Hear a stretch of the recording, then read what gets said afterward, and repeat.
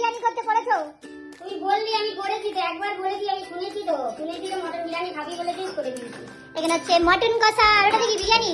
এটা মটন বিরিয়ানি। রাত্রে? হ্যাঁ রাত্রে? রাত্রে চিন্তা করবো কি খাবি। রাতে মটন থাকবে আর রুটি করে দেবো।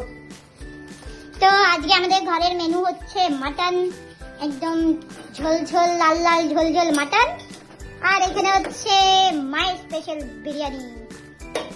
ধন্যবাদ আপনাকে। কি কিছু বলুন?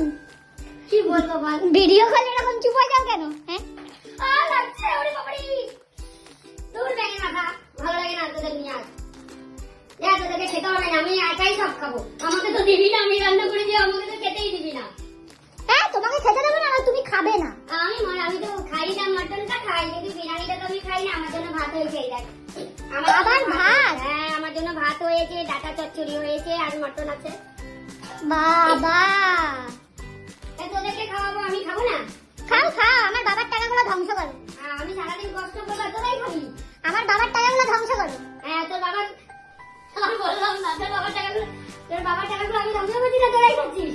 আমরা খাচ্ছিস মটন খাবো, বিরিয়ানি খাবো, চিকেন খাবো, আর আমি শুধু ভাত তো খাচ্ছি। বিরিয়ানি করার পরে মটন কে ভাত কে করে? এ বাবা, আমি তো বিরিয়ানি খাই না, তাহলে আমি না খেয়ে থাকবো? তো বললেন আমার বাবার টাকা ধ্বংস। তোর ওই, আর তোকে আর বলে লাভ নেই, তোর সাথে বলে পারবো না আমি। যা, তোরাই খা, আমি ভাত খাবো না, ঠিক আছে? না না, খাও ওরে না। বাবারে, লাগছে, উড়ি বাবারে।